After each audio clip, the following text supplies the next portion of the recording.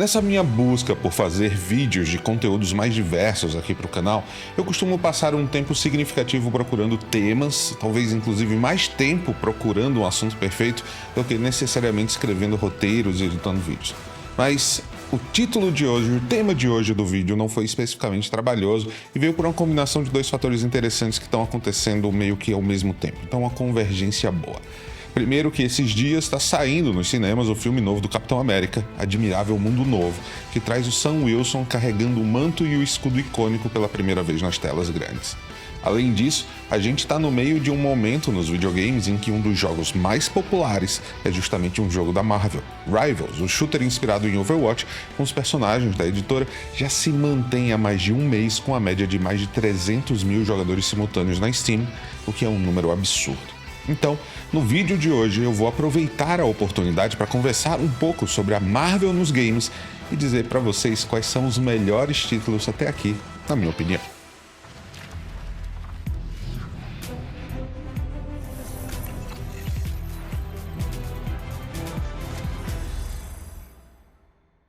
Antes de começar, no entanto, eu quero pedir para você deixar o like e hypar esse vídeo, se inscrever no canal se não estiver inscrito ainda e virar membro por aqui. Você vai poder votar em conteúdos futuros, assistir os vídeos antes de todo mundo e ainda fazer parte de um canal especial do nosso Discord. Eu vou começar com jogos de luta, inclusive partindo de um jogo que eu acho que é a origem de todo um segmento, X-Men Children of Atom.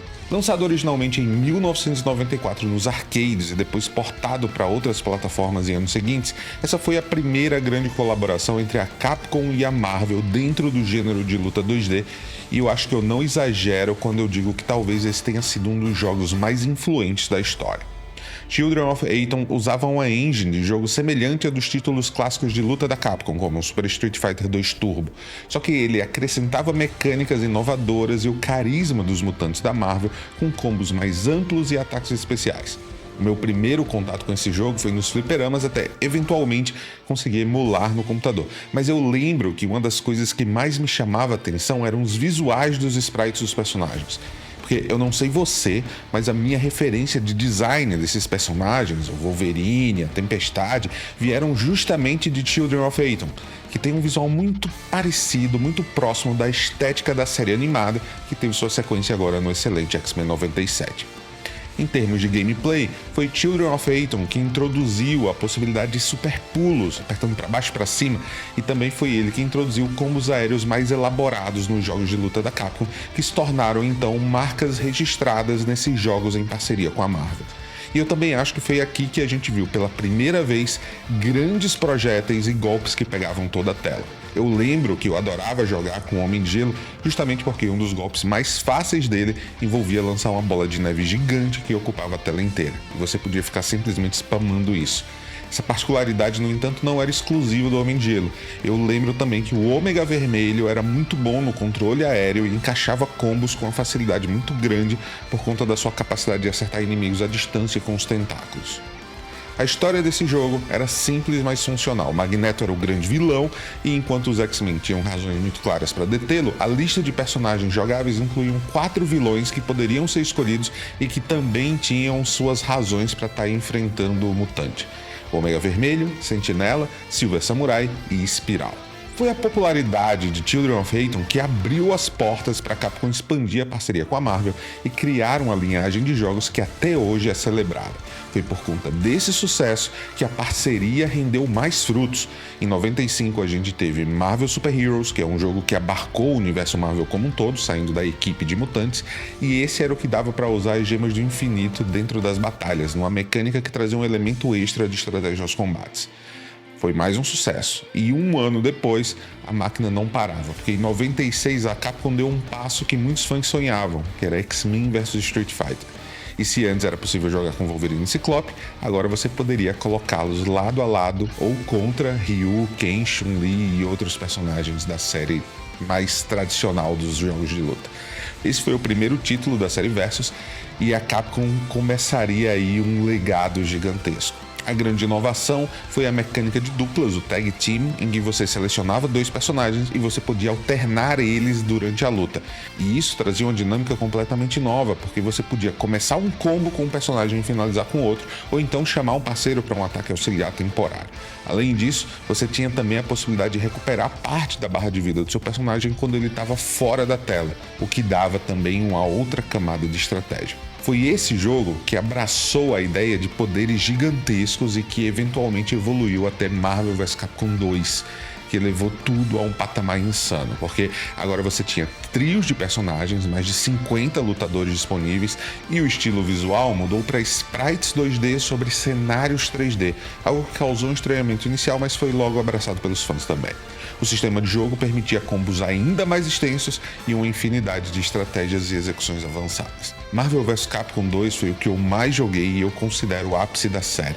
Ele teve uma cena competitiva forte que perdurou por décadas em torneios de jogos de luta ao redor do mundo todo, e conseguiu agradar tanto os fãs mais casuais, pela variedade de heróis disponíveis e também pela plasticidade da gameplay, quanto os jogadores mais hardcore que estavam em busca de combos e mecânicas complexas. Saindo dos jogos de luta para os clássicos beat'em ups, nós temos Spider-Man Venom Maximum Carnage. Esse título ele foi lançado também em 1994 para Super Nintendo e Mega Drive e era baseado no arco de histórias do Homem-Aranha, chamado aqui no Brasil de Carnificina Total.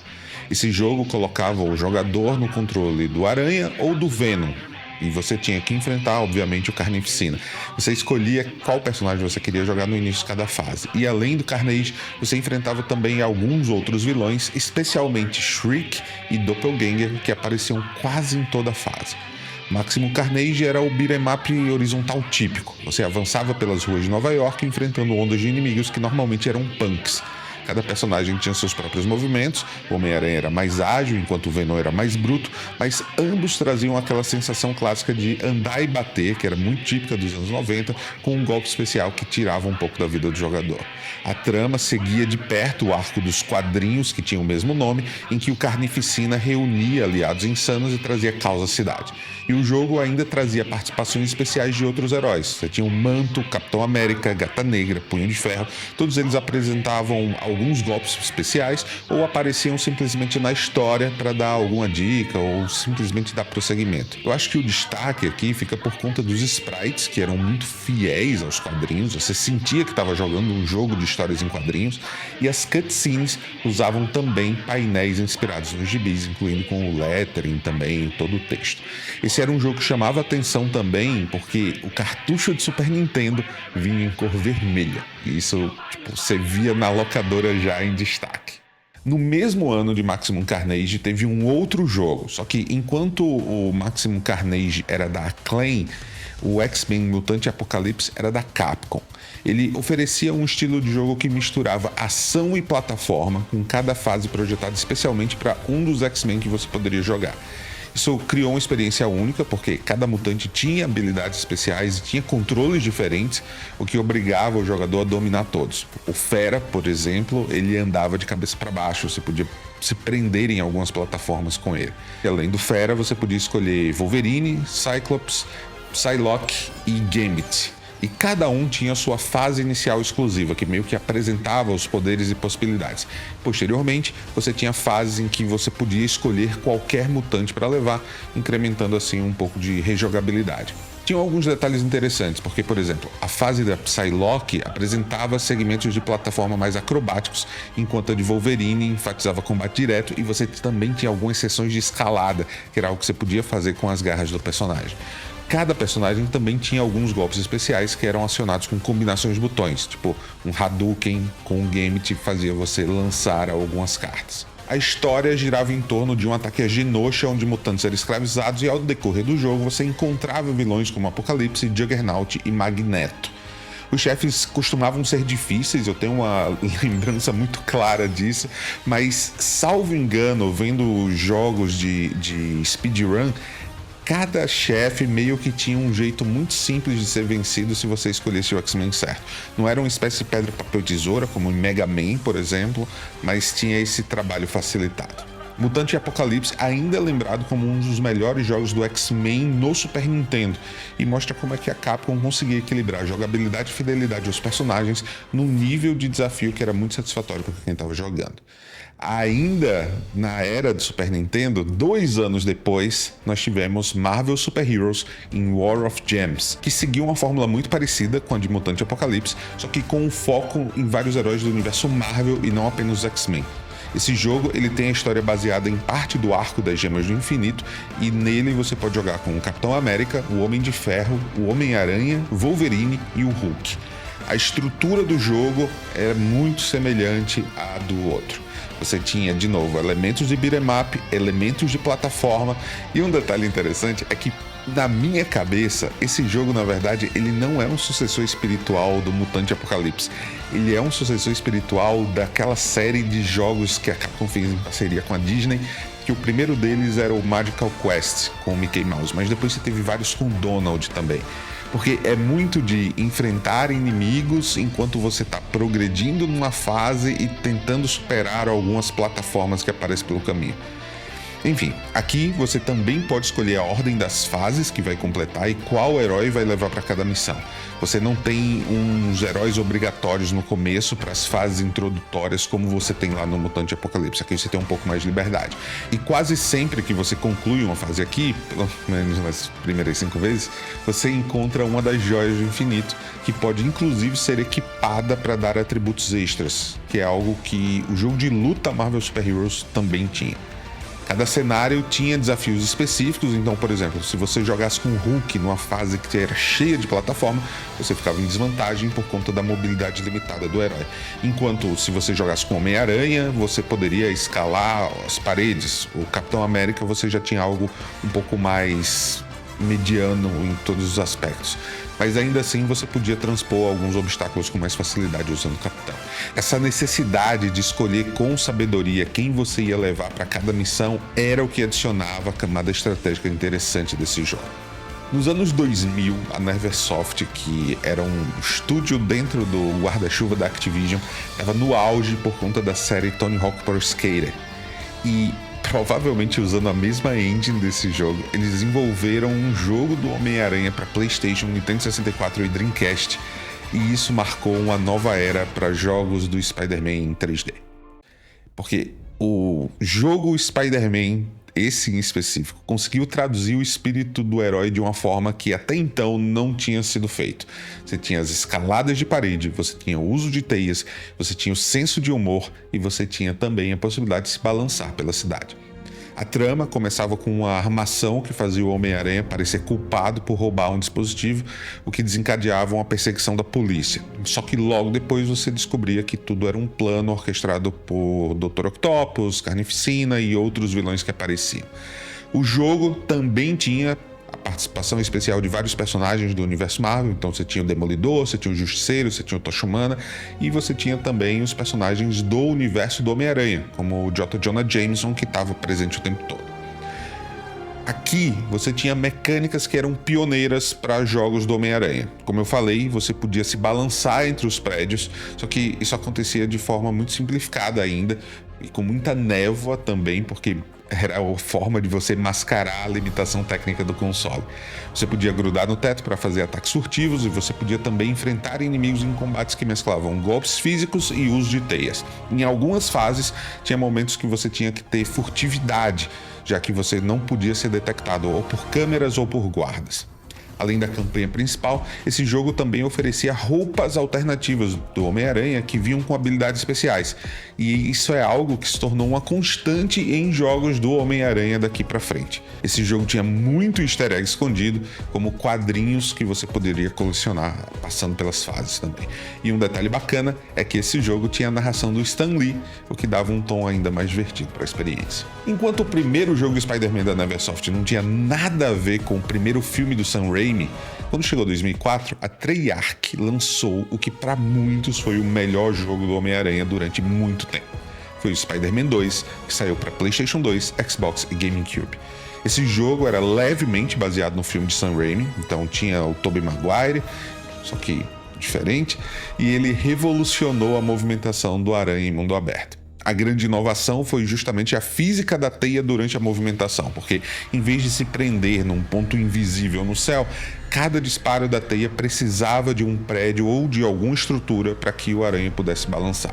E isso criou uma sensação muito satisfatória na locomoção, porque fazia o jogador realmente se sentir no controle do herói quando ele percorria a ilha de Manhattan. Você tinha missões principais, que seguiam uma história muito parecida com a do filme, mas você também tinha muitas atividades secundárias básicas para fazer, tipo resgatar balão de criança, parar assalto, salvar civil de acidente e algumas outras coisas do tipo. O combate desse jogo era relativamente simples, só que você tinha combos e melhorias que podiam ser adquiridas conforme o jogo progredia. E você também podia investir em habilidades para deixar o aranha mais forte, aprender novos golpes ou aumentar a velocidade do seu balanço durante o movimento.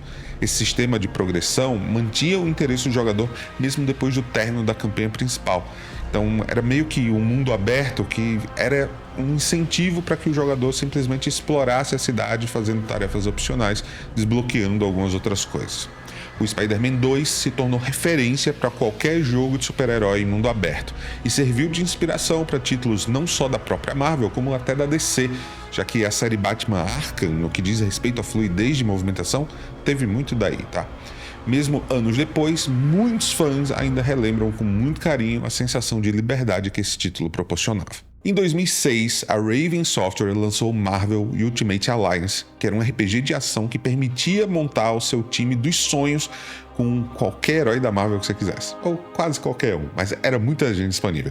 Esse título era um sucessor espiritual da série X-Men Legends e foi o que expandiu, o leque de personagens jogáveis para todo o universo Marvel, incluindo Vingadores, Quarteto Fantástico, X-Men, Defensores e muitos outros personagens. A gameplay seguia o estilo de Dungeon Crawler isométrico. Você tinha até 4 jogadores que podiam se unir, seja em co-op local ou online, dependendo da plataforma, e você enfrentava hordas de inimigos em cenários que eram temáticos. Cada personagem tinha golpes especiais e características únicas. Então, por exemplo, se você estava com o Hulk, você conseguia passar por um trecho em que tinham pedras, e aí o Hulk conseguia quebrar essas pedras. Existia um outro detalhe, que era uma sinergia interessante entre certos grupos. Por exemplo, se você formasse um time com todos os integrantes originais dos Vingadores, você ganhava um bônus nos atributos. A mesma coisa acontecia para Quarteto Fantástico, X-Men e outras coisas. A trama começava com um ataque do Dr. Destino ao porta-aviões da S.H.I.E.L.D. e a partir daí se desenrolava por diversos locais icônicos da editora. Você passava por Asgard, Atlântida e passava até mesmo pelo Inferno de Mephisto. O jogo era basicamente um passeio pelo multiverso da Marvel. Você enfrentava vilões como Ultron, como Loki, como Galactus. E em Ultimate Alliance você podia, olha só, personalizar os trajes dos heróis, puxando muito do que a gente viu naquele primeiro jogo do Homem-Aranha, né? E, de novo, o jogo de super-herói vai lhe dar várias opções de trajes, é uma realidade desde então. Mas bem, você também distribuía pontos de habilidade para fortalecer ataques específicos e a quantidade de personagens era tão imensa que você tinha uma dificuldade para encontrar todas as combinações possíveis, que simplesmente alongava muito o tempo do jogo. Ultimate Alliance foi bem recebido, especialmente por trazer uma proposta que era cooperativa, divertida e bastante acessível, o que era muito bom para jogar com amigos. E eu acho que eu gostei tanto desse jogo justamente porque eu lembro de sessões de multiplayer cooperativo local muito divertidas na época do PlayStation 3. 3 anos depois, saiu a sequência desse jogo, que é Ultimate Alliance 2, que tem uma narrativa que começava com os eventos de guerra civil, mas misturava também elementos de outros arcos, como invasão secreta. O jogador precisava escolher o lado da lei do registro, que era apoiado pelo Tony Stark, ou o lado rebelde, que era de Steve Rogers, Capitão América. E isso criava variações na campanha e influenciava quais personagens estariam disponíveis em certas missões.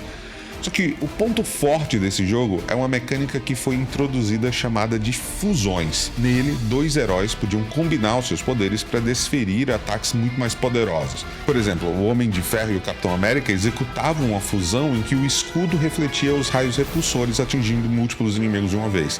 Esse era um recurso que era visualmente muito impactante e que sempre tinha um fator surpresa quando uma nova combinação era descoberta. Esse sistema de fusões, inclusive, ressoa muito com os momentos mais criativos das cenas de ação do universo cinematográfico da Marvel, em que os poderes são apresentados de formas criativas e diferentes. Em 2022, a Firaxis Games, criadora de XCOM, de vários outros títulos de estratégia, lançou Marvel's Midnight Suns, que é um RPG tático que mistura elementos de combate baseado em cartas e, olha só, relacionamento entre personagens, algo que eles provavelmente puxaram da franquia japonesa Fire Emblem. A premissa desse jogo envolve heróis que lidam com ameaças sobrenaturais, e aqui as ameaças estão lideradas pela vilã Lilith. O combate em Midnight Suns é por turnos, mas com cartas que representam as habilidades dos heróis. A cada turno, você vai ter um número limitado de jogadas e você pode movimentar os seus personagens pelo campo de batalha de forma estratégica, tentando criar alguma oportunidade para golpe combinado ou tentando usar o ambiente como arma para empurrar inimigos contra objetos, por exemplo. Essa é uma fusão entre a tática de XCOM e um sistema de cartas bem inovador que trouxe variedade para as batalhas. Esse foi um jogo que eu joguei fatiado, porque quando eu joguei pela primeira vez, eu gostei, mas a otimização estava horrível. Eu lembro que eu usava uma 3070 e eu não conseguia manter 60 frames em vários momentos. Então, o resultado, eu pedi reembolso. Só que em 2023 teve uma promoção muito boa e aí eu aproveitei para comprar o jogo novamente e dar uma segunda oportunidade, e aí sim deu bom. Aqui em Midnight Suns você controla o Hunter, que é um personagem novo criado especificamente para o jogo, que é filho ou filha de Lilith. Você escolhe, você personaliza ele, sua aparência, da forma que você quiser, e você escolhe entre caminhos de luz ou trevas que afetam as habilidades e afetam também as reações dos outros heróis do jogo. Fora das missões, vai ter uma espécie de quartel-general em que você pode conversar com outros personagens. Tem lá o Blade, o Doutor Estranho, o Capitão América, Nico Minoru e Wolverine. E conforme você vai conversando, você vai fortalecendo laços de amizade, o que influencia o desempenho em combate com esses outros heróis. Midnight Suns recebeu muito elogio pela profundidade do sistema de batalha e pela ousadia, de misturar cartas, RPG tático e um simulador de amizade, de relacionamento. Só que ele foi muito criticado pela quantidade de diálogos e o ritmo lento que você tem fora das batalhas. Demora muito para as batalhas acontecerem, embora elas sejam muito boas. Em 2018, a Insomniac lançou Marvel's Spider-Man para PlayStation 4, marcando um dos maiores sucessos do personagem nos videogames até agora. Esse jogo trouxe o Peter Parker já experiente, com anos de atuação como Homem-Aranha, lidando com problemas pessoais e ameaças cada vez maiores em Nova York, para variar. A principal estrela do jogo é a movimentação do Homem-Aranha pela cidade, seguindo inclusive o legado do Spider-Man 2 de 2004. Aqui, a física foi aprimorada nas teias, nos saltos e nas manobras aéreas, tornando cada deslocamento muito mais fluido e muito mais prazeroso. A cidade de Nova York também foi recriada em detalhes, com pontos turísticos e um ciclo de dia e noite que varia de acordo com a história. A narrativa apresenta Peter Parker conciliando a vida de herói e de cientista assistente do Dr. Octopus, ou melhor, do Dr. Otto Octavius. E ao longo da trama aparecem vilões clássicos do Teioso. Então você tem o Rei do Crime, o Electro, o Rhino, o Scorpion, o Abutre, e você tem também não vilões, como a Mary Jane, que tem uma dinâmica própria dentro do jogo, com sessões de furtividade, que tem gente que gosta, tem gente que não gosta. Esse jogo também se aprofunda na relação do Peter com o Miles Morales, que prepara terreno para futuros desenvolvimentos. O combate desse Homem-Aranha se inspira muito na série Batman Arkham, tá? Então tem esquivas pontuais e contra-ataques, só que você também tem aqui muita criatividade no uso das teias. Você tem muita habilidade que consegue desbloquear, tem muito traje que consegue desbloquear e tem muito apetrecho que você também pode desbloquear, como drones aranha e minas de teia. Em 2023, a Insomniac deu sequência a esse jogo com Marvel's Spider-Man 2, agora para PlayStation 5. E essa continuação trouxe não só o Peter, mas também o Miles como protagonista, expandindo a narrativa e as possibilidades de gameplay, já que os poderes do Miles são diferentes do Peter. A versão da cidade ficou ainda maior, incluindo agora regiões do Queens e do Brooklyn, além da ilha de Manhattan, e com o hardware do PlayStation 5, a Insomniac pôde aprimorar gráficos, velocidade de carregamento e também adicionar novas mecânicas de voo com a Wingsuit de teia, dando a possibilidade de você planar entre os prédios, o que, combinado à física de se balançar com a teia, tornou a locomoção ainda mais divertida e mais dinâmica do que antes. Por fim, nós temos Marvel Rivals, que é o mais recente dos jogos com a marca no momento em que eu escrevo esse vídeo. Ele é um hero shooter em terceira pessoa em que times de 6 jogadores se enfrentam. Se parece com a descrição de Overwatch é porque é muito inspirado em Overwatch. Uma das novidades desse título, que é desenvolvido pela empresa chinesa NetEase Games, é o uso da sinergia dinâmica de herói, uma mecânica que permite você maximizar a eficiência de combate de um personagem caso você combine uma fórmula certa entre 2 ou 3, como a gente viu acontecer lá no Marvel Ultimate Alliance. Um outro detalhe interessante é que os cenários do jogo podem ser destruídos, permitindo aos jogadores alterar o campo de batalha em seu favor, caso desejem. Até o momento, 35 personagens jogáveis já estão disponíveis, divididos em 3 grupos: vanguarda, duelista e estrategistas. O primeiro grupo é formado por heróis com muita vida e com habilidades de mitigação de dano que aumentam a sua sobrevivência, os tanques. Os duelistas, por sua vez, são desenhados para causar o máximo de dano possível, DPS, enquanto os estrategistas podem dar suporte aos seus aliados através de curas, melhorias no dano e outras habilidades utilitárias. Bem, esses são os jogos de destaque da Marvel. Tem algum que eu deixei de fora e que foi muito importante para você? Deixa aqui embaixo nos comentários. Me diz qual o seu jogo Marvel favorito. Muito obrigado por assistir até aqui e até o próximo vídeo. Valeu!